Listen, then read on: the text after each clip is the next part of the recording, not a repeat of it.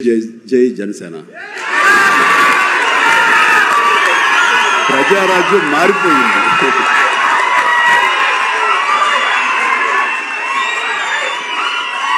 ప్రజారాజ్యం రూపాంతరం చెందింది జనసేనగా. నమస్తే అండి, నేను రజాక్. మెగా బాస్ స్పీచ్ విన్న తర్వాత గూస్ బంప్స్ వచ్చినాయి. ప్రతి మెగా ఫ్యాన్ రాత్రి ప్రీ రిలీజ్ ఈవెంట్లో చిరంజీవి గారు మాట్లాడిన తర్వాత చాలా హ్యాపీగా ఫీల్ అయినారు, చాలా ఆనందంగా ఫీల్ అయినారు. ఎందుకంటే ప్రజారాజ్యం పార్టీ వచ్చినప్పుడు వాళ్ళు చేసినటువంటి దారుణాలు ఆ పార్టీని చంపడానికి, నొలమడానికి తట్టుకోలేకపోయినాడు మెగాస్టార్ చిరంజీవి గారు. అలాంటి వ్యక్తి గురించి కొంతమంది సోషల్ మీడియాలో కారు కూతలు, నీచమైన కూతలు, అడ్డమైన కూతలు కోస్తా ఉన్నారు. ఒకడేమంటాడు ప్రజారాజ్యం పార్టీని అమ్మేసుకున్నాడని, ఇంకొకడు అంటాడు ప్రజారాజ్యం పార్టీ సీట్లు అమ్మేసుకున్నాడని. ఇప్పుడు ఎవడో తెలుగు 360 అంట, టీడీపీ పార్టీ సానుభూతి పరుడుగా ఉన్నటువంటి ముద్ర వేసుకున్నటువంటి సోషల్ మీడియాలో తెలుగు 360 అంటే ముద్ర మాత్రమే బేసిక్గా అంటూ ఉంటారన్నమాట. విషయంలోకి వెళ్తే ఈయన గారు జనసేన పార్టీ గురించి, ప్రజారాజ్యం పార్టీ గురించి, చిరంజీవి గారు మాట్లాడిన మాటల గురించి తెగ ఫీల్ అయిపోతున్నాడు. నాకు తెలిసి జనసేన పార్టీ ప్రచారం కోసం వీళ్ళు ఎక్కడ కూడా పనిచేయాల. జనసేన పార్టీ కోసం ఒక వాయిస్గా నిలబడాల. ప్రజారాజ్యం పార్టీ కోసం ఎక్కడ కూడా ఒక వాయిస్గా నిలబడాల. వాళ్ళు కష్టాల్లో ఉన్నప్పుడు ఒక మాట కూడా మాట్లాడాల. ఎలక్షన్స్ టైంలో ఒక్క మాట పొత్తు పెట్టుకోకపోయి ఉంటే కనుక వీళ్ళు చేసేటటువంటి రాద్ధాంతాలు, ఈ మీడియా చేసేటటువంటి రాద్ధాంతాలు, సోషల్ మీడియాలో జరిగేటటువంటి రచ్చలు అంతా ఇంత పవన్ కళ్యాణ్ గారి మీద గత 5 సంవత్సరాలు, గత 10 సంవత్సరాలు చూడట్లా పవన్ కళ్యాణ్ గారిని వాళ్ళ టీవీ ఛానల్లో కూర్చోబెట్టి అత్యంత నీచంగా దూషిస్తే ఏం చేయగలిగినారు? చిరంజీవి మెత్తక మనిషి కాబట్టి, అందరికీ రెస్పెక్ట్ ఇచ్చి గౌరవంతో బ్రతికేటటువంటి వ్యక్తి కాబట్టి, ఈ కుటిల రాజకీయాల్ని తట్టుకోలేకపోయినాడు కాబట్టి ప్రజారాజ్యం పార్టీని పక్కన పెట్టేసినాడు. కానీ పవన్ కళ్యాణ్ అలా కాదు కదా.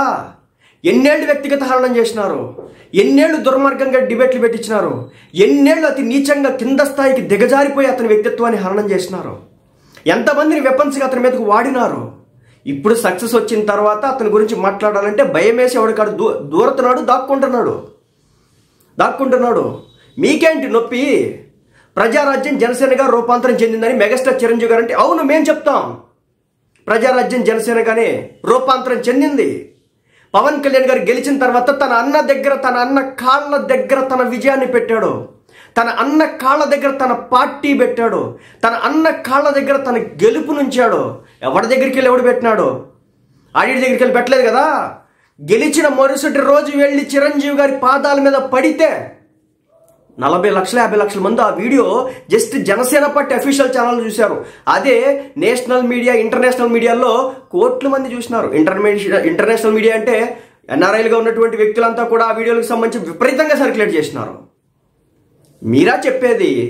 అది చిరంజీవి గారి హక్కు, పవన్ కళ్యాణ్ గారి హక్కు, నాగబాబు గారి హక్కు. వాళ్ళు రక్తం చిందించినారు. జనసేన పార్టీ కోసం ఎలక్షన్స్ టైంలో ఫండ్స్ లేక ఇబ్బంది పడుతుంటే చిరంజీవి గారు బయటకు వచ్చి డబ్బు పంపించినారు. 5 కోట్ల రూపాయల అక్షరాలు ఇచ్చినట్టున్నారు. మీరా మాట్లాడేది? మీరేనాడైనా పార్టీకి సాయం చేసినారా? మీరు పార్టీకి వాయిస్కున్నారా? ఈరోజు మాత్రం చిరంజీవి గారు మాట్లాడిన మాటలకి క్రిటిసైజ్ చేయడానికి వచ్చినారు. పిఠాపురం వచ్చి ప్రచారం చేసింది ఎవరు? రామ్ చరణ్ కాదా? వాళ్ళ తండ్రి నువ్వు వెళ్ళొద్దు అంటే ఎందుకు వస్తాడు? అదే పవన్ కళ్యాణ్ గారికి అస్వస్థతకు గురైతే రామ్ చరణ్ ఎంతలా పనిచేస్తున్నాడు. ఆ కుటుంబాన్ని వేరు చేద్దాం అనుకుంటారా మీరు? క్రెడిట్ తీసుకునే హక్కు చిరంజీవి గారికి 100కి 1,00,000% ఉంది. అసలు మీకు మాట్లాడే అర్హత లేదు ఈ రోజున చిరంజీవి గారిని క్వశ్చన్ చేసేటటువంటి ఏ వ్యక్తికి కూడా. ప్రజారాజ్యం జనసేనగా రూపాంతరం చెందింది అని చెప్పేసి చిరంజీవి గారు అన్నారు.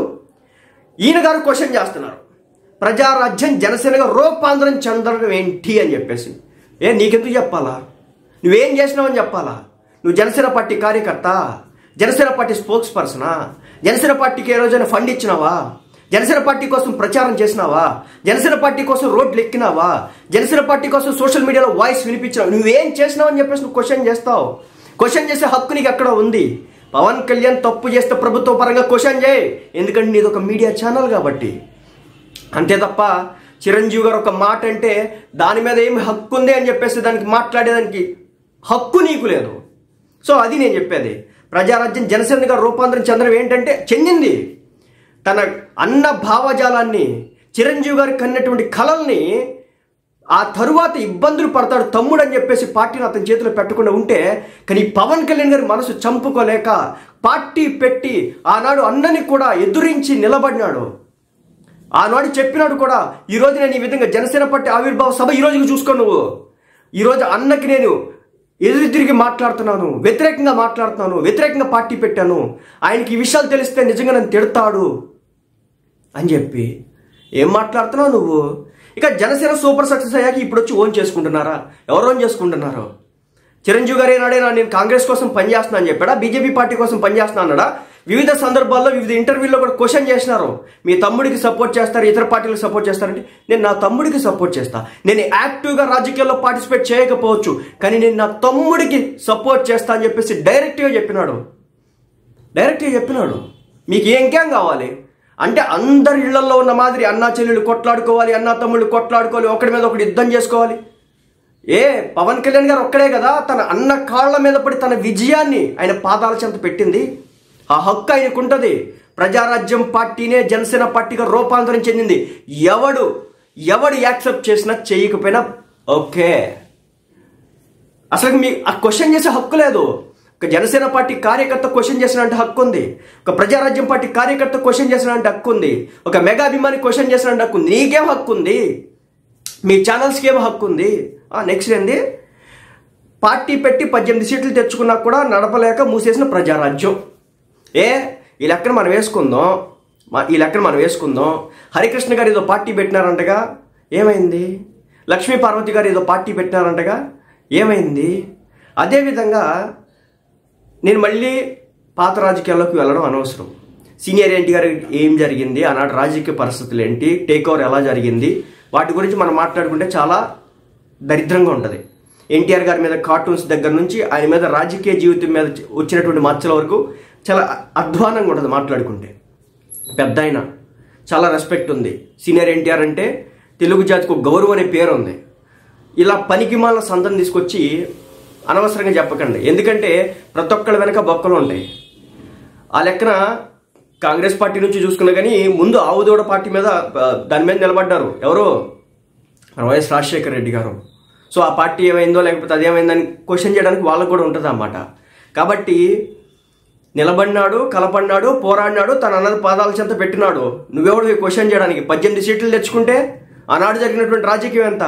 డిజిటల్ యుగంలో 2014లో పార్టీ పెడితే సోషల్ మీడియా విస్తృతంగా ఉన్న టైంలో పార్టీ పెట్టిన తర్వాత కూడా పవన్ కళ్యాణ్ అనే వ్యక్తి మీద ఎలాంటి దాడులు చేసినారు?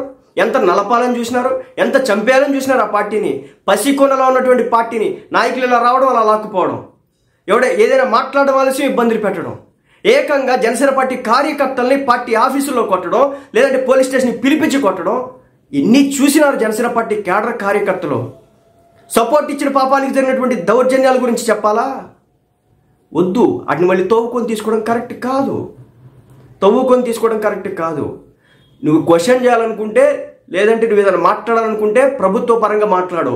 నువ్వు వ్యక్తిగతంగా వెళ్ళి ప్రజారాజ్యం పార్టీ మూసేసినాడంటే ఆనాడు పడిన కష్టాలు నీకు తెలుసా? డిజిటల్ యుగంలోనే జనసేన పార్టీని నలపాలని చెప్పినటువంటి వ్యక్తులు ఎంతమంది ఉన్నారు? కానీ అలాంటి యుగం కాదు.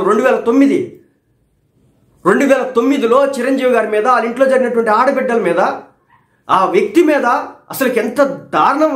ఒక పక్క అటు మీడియా ఇటు మీడియా, ఇంకో పక్క ఆ వర్గం ఈ వర్గం విచ్చలు విడిగా ఆ వ్యక్తిని సర్వనాశనం చేయాలని చెప్పేసి పూనుకొని ఎంత రచ్చ చేయాలో, ఎంత దిగజార్చాలో అంత చేసినారు. శానిటైజర్తో చేతులు దుడుచుకుంటే కూడా దానికి కూడా అడ్డగోలు రాజకీయాలు చేసినారు. అంత దారుణమా? ఈరోజు మీరు మాట్లాడతారా? 18 సీట్లు వస్తే అవును నడపలేదు, వదిలేసుకున్నాడు.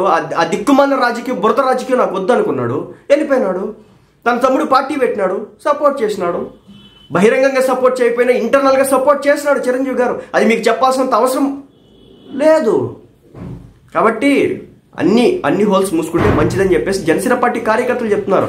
ఇక 2 చోట్ల ఎమ్మెల్యేగా ఓడిపోయి కూడా 5 ఏళ్లు వీరోచిత పోరాటం చేసి మరుసటి ఎన్నికల్లో 100% స్ట్రైక్ రేట్తో 21 స్థానాలు సాధించి రాష్ట్ర రాజకీయాల్లో గేమ్ చేంజర్గా నిలిచిన జనసేన. ఇదిగో చూశారండి టీపీ కబురు. అదే 2019లో నారా లోకేష్ గారు కూడా ఓడిపోయారుగా, దాని గురించి కూడా మాట్లాడిపోయా. ఒక రాష్ట్ర సీఎం కొడుకు కదా, 2014 ఎన్నికల్లో అద్భుతమైన విజయం సాధించిన పార్టీ కదా, 2019 ఎన్నికల కల్లా కేవలం 23 స్థానాలకి పరిమితం కదా. ఒక రాష్ట్ర ముఖ్యమంత్రి 40 ఏళ్ల రాజకీయ అనుభవం ఉన్నటువంటి ఒక రాష్ట్ర సీఎం, దేశ రాజకీయాల్ని కూడా ప్రభావితం చేయగలిగినటువంటి ఒక చంద్రబాబు నాయుడు గారి కొడుకు మంగళగిరిలో ఓడిపోయినాడు కదా. ప్రజారాజ్యం లాంటి అగాధం, ప్రజారాజ్యం పార్టీ నుంచి వచ్చినటువంటి తలపోట్లు అన్నిటినీ కలబడి నిలబడి 2 చోట్ల పోటీ చేసి ఓడిపోయిన 2024లో 100% స్ట్రైక్ రేట్తో దుమ్ము దులిపి దంచి కొట్టినాడు. కాబట్టి గుర్తుపెట్టుకోండి, మేము మళ్ళీ చెప్తున్నాం, ఇంటర్నల్ పాలిటిక్స్ మా ఇష్టం. అది ప్రజారాజ్యం పార్టీయా జనసేన పార్టీయా మాది, మధ్యలో నువ్వెవడు దూరడానికి. మా పార్టీ మా ఇష్టం. చిరంజీవి గారు మమ్మల్ని ఓన్ చేసుకుంటారు. కష్టకాలంలో చిరంజీవి గారు కావచ్చు, రామ్ చరణ్ గారు కావచ్చు, నాగబాబు గారు కావచ్చు. ఇప్పుడు చిరంజీవి గారు ఎంత కష్టపడినారో మీకు చెప్పాల్సిన పని లేదు. రామ్ చరణ్ గారు పవన్ కళ్యాణ్ గారికి అనేక రకాల హెల్త్ ఇష్యూస్ వస్తే దగ్గరుండి చూసుకున్నాడు. ఈ రోజున పిఠాపురంలో పైలట్ ప్రాజెక్ట్స్ కింద ఉపాసన కొనిదలు గారు ఎన్ని చేస్తున్నారు. నోరుంది కదా అని, వెబ్సైట్లు ఉన్నాయి కదా అని, యూట్యూబ్ ఛానల్స్ ఉన్నాయని అడ్డగోలుగా వాగుతారా? కౌంట్లు ఇచ్చేవాళ్ళు లేక. గుర్తుపెట్టుకోండి, మళ్ళీ ప్రజారాజ్యం పార్టీనే జనసేనగా రూపాంతరం చెందింది. రాబో రోజుల్లో చిరంజీవి గారు రాజకీయాలుగా యాక్టివ్ అయినా అవుతారు. రాసి పెట్టుకోండి. మా వెంట్రుకు కూడా పీకలేరని చెప్పేసి జనసేన పార్టీ కార్యకర్తలు చెప్తున్నారు. సిద్ధమవ్వండి. పడి లెగిచినటువంటి కెరటం చిరంజీవి. ప్రజారాజ్యం పార్టీ లాంటి అలా కింద పడిపోతే జనసేన పార్టీ లాంటి అలా ఊవెత్తిన ఎగిసిపడింది. ఎప్పుడు కూడా పడిపోతే అక్కడ ఆగిపోవడం కాదు, లెగవడం ఇంపార్టెంట్. లెగిసినారు, ఫ్యామిలీ లెగిసింది. ఈ ఫ్యామిలీ ఇంకా రాజకీయాలు చేయలేదు, వీళ్ళు ఇంకా రాజకీయాల్లోకి రాలేరు. ప్రజారాజ్యం అందరినీ ముంచేశాడు.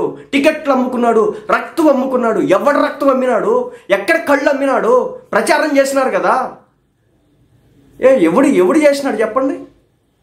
అదేవిధంగా ఇదే చిరంజీవి గారు ఉద్దేశించి అడ్డగోలుగా ఒక జంట ఇష్టం వచ్చినట్టు తిడితే అల్లు అరవింద్ గారి కేసులు అయితే ఇప్పుడు కూడా వాళ్ళు తిరుగుతున్నటువంటి పరిస్థితి. తిట్టింది ఎవరు, ఎందుకు తిట్టారు, దేనికోసం తిట్టారు, కళ్ళు రక్తం అమ్ముకున్నాడని చెప్పేసి ఎందుకు ప్రచారం చేసినాడు? మీ దగ్గర ఎవిడెన్స్ ఉందా? ఈరోజు న్యూస్ చేయగలవా నువ్వు? నీ వెబ్సైట్లో కళ్ళు రక్తం చిరంజీవి అమ్ముకోలేదు, నిజాయితీగా నిలబడ్డాడు, కష్టకాలంలో ఉన్నటువంటి కార్మికులకు అండగా నిలబడ్డాడు, హెల్త్ కార్డులు ఇప్పిస్తున్నాడని నువ్వు చెప్పగలవా? చెప్పు. నీ వెబ్సైట్లో అది పడదు. కానీ చిరంజీవి ప్రజారాజ్యాన్ని జనసేన పార్టీని ఓన్ చేసుకోవడానికి హక్కు లేదనే మాట మాత్రం నువ్వు మాట్లాడతావు. సో కొంచెం గొడ్డలు దించుకోవడం ఆపితే పద్ధతిగా ఉంటుంది. మన బొక్కలు మనకి వెనకాల చాలా ఉన్నాయి.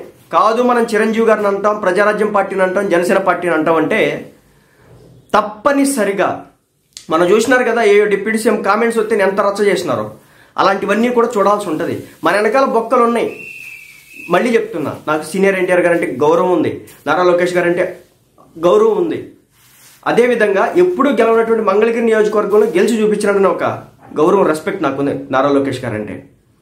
కాబట్టి చిచ్చులు పెట్టకండి. కొన్ని సోషల్ మీడియా పేజెస్ కూడా ఉన్నాయి, రెడ్ బుక్ అని అది అని ఇదని కొన్ని ఉన్నాయి అనమాట. వాటి గురించి కూడా ఇంకెప్పుడైనా మాట్లాడదాం. సో కొన్ని వెబ్సైట్లు టీడీపీకి సానుభూతి పరులు, టీడీపీ నడిపిస్తుందని నేను చెప్పట్లేదు, టీడీపీ సానుభూతి పరులుగా ఉన్నటువంటి కొన్ని వెబ్సైట్లు అడ్డగోలుగా వ్యాఖ్యానాలు చేస్తున్నాయి. మళ్ళీ చెప్తున్నా, జనసేన పార్టీ ప్రజారాజ్యం పార్టీనే జనసేన పార్టీగా రూపాంతరం చెందింది. రాబో రోజుల్లో చిరంజీవి గారిని ఏ స్థాయిలోనైనా మనం చూడొచ్చు. ఏం ఈక్కుంటారో ఈక్కోండి అని చెప్పేసి జన సైనికులు చెప్తున్నారు.